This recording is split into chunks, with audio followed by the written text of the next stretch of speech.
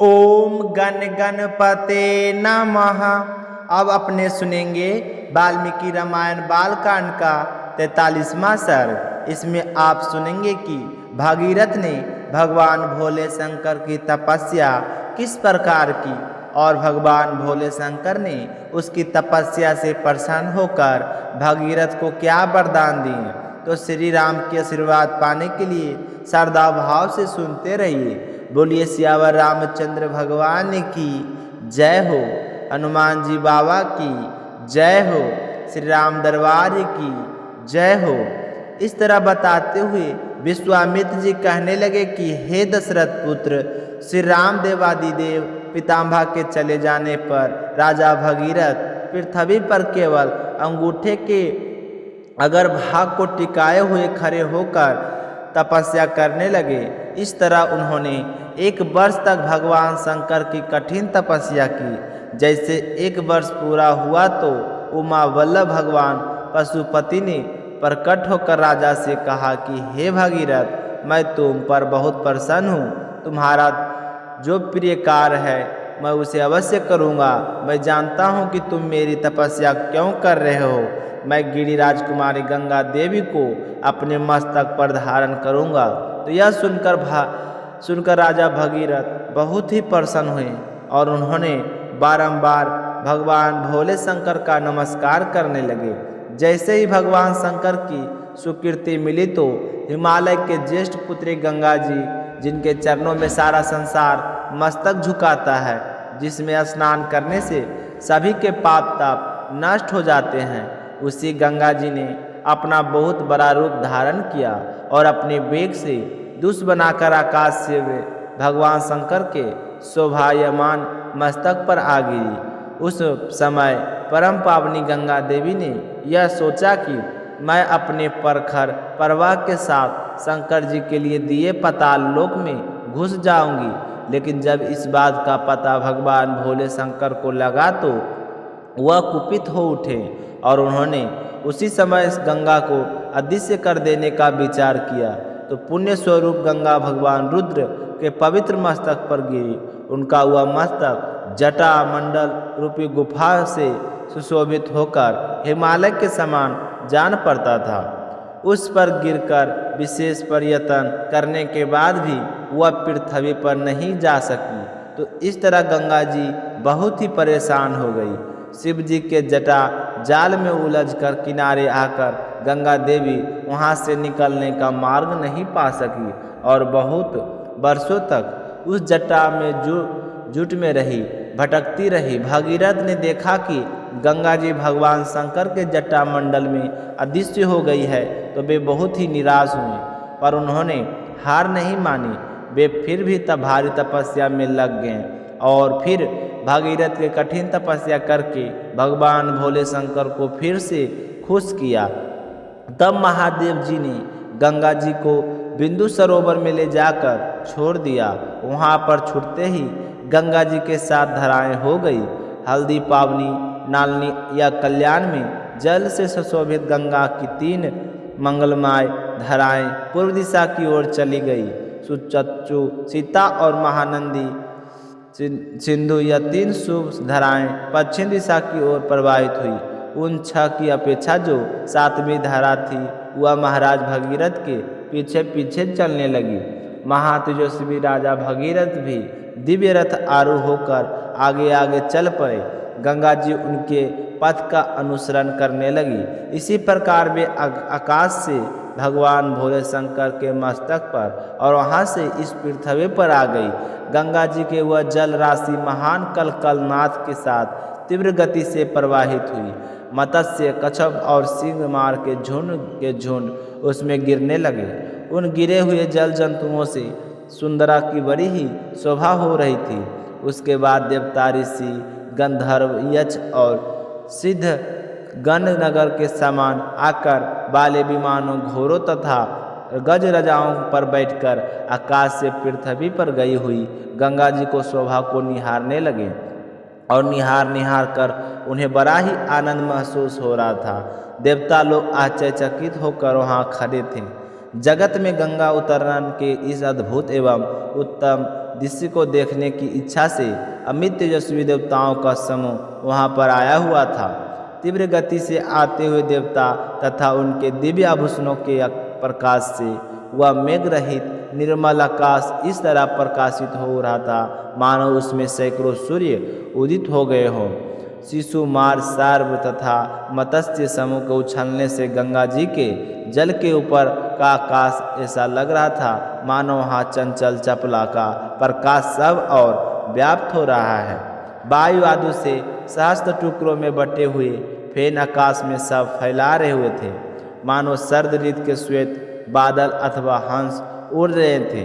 गंगा जी के वह धाराएं कहीं तेज कहीं टेढ़ी कहीं चौड़ी होकर बह रही थी, कहीं बिल्कुल नीचे की ओर गिरती और कहीं ऊपर की ओर उठती, कहीं समतल भूमि पर धीरे धीरे बहने लगती, कहीं अपने ही जल से उसके जल में बराबर टक्कर लगाने लगती। गंगा जी के वह जल बार बार ऊंचे मार्ग पर उठता हुआ पुनः नीचे भूमि पर गिरता था।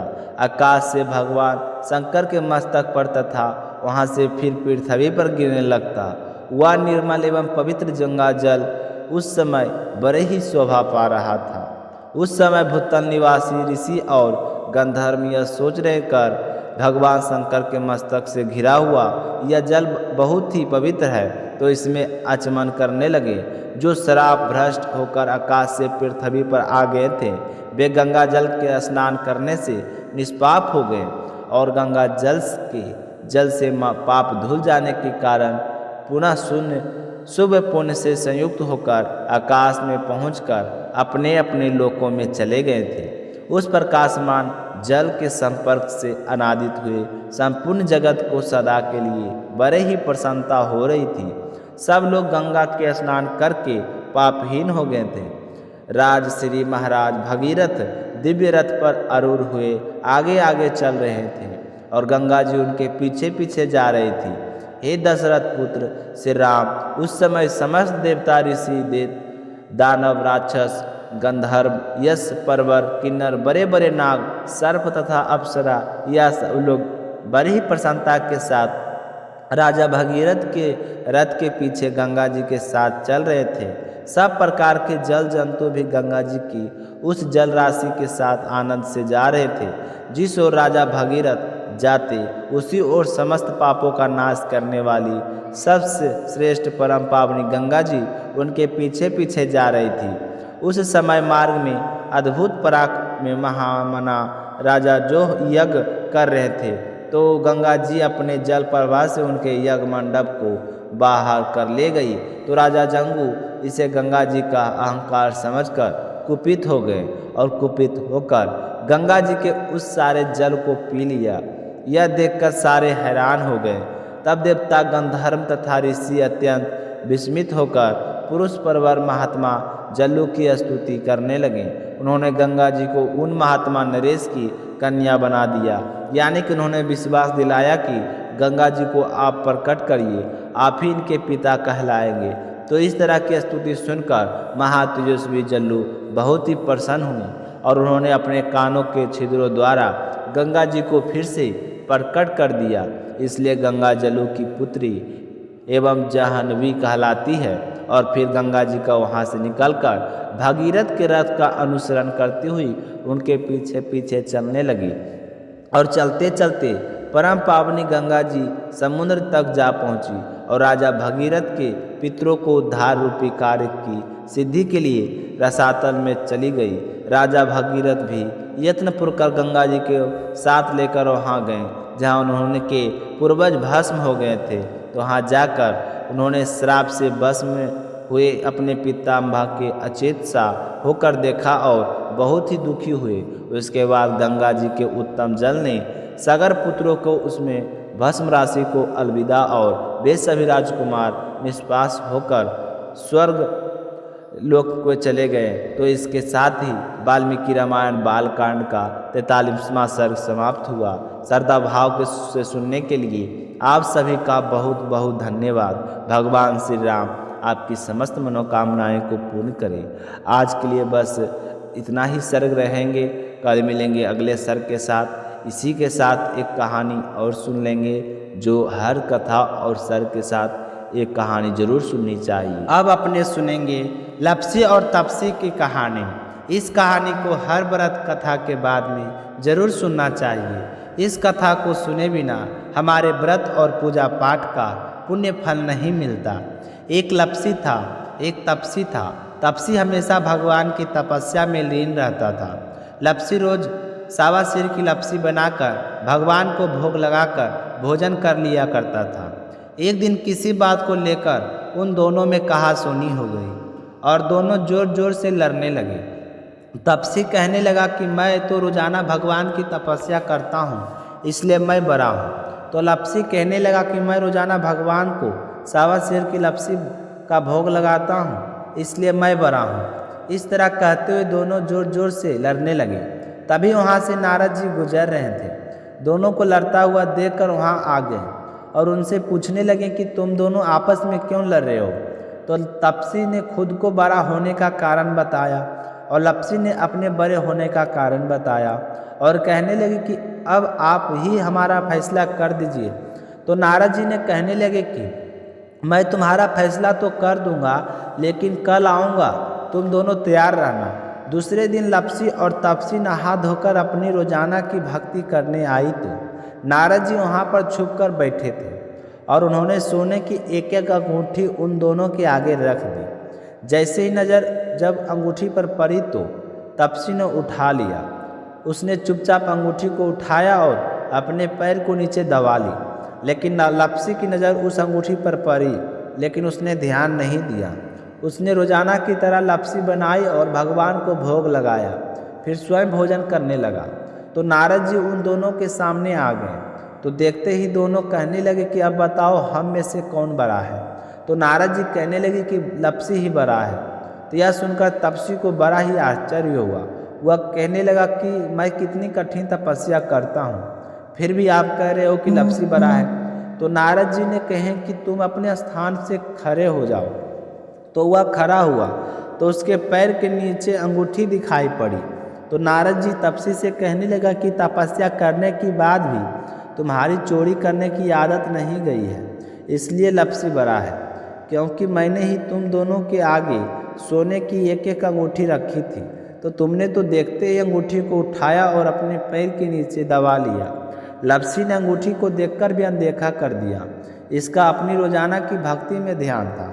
इसने लपसी बनाई और भगवान को भोग लगाया, इसलिए लपसी ही बड़ा है और तुम्हें तुम्हारी कठिन तपस्या का कोई फल नहीं मिलेगा। तो यह सुनकर तपसी का अपने किए पर पछतावा हुआ और शर्मिंदा होकर नारद जी से माफ़ी मांगने लगा और कहने लगा कि महाराज, मुझसे गलती हो गई है, आज से मैं कभी भी चोरी नहीं करूँगा।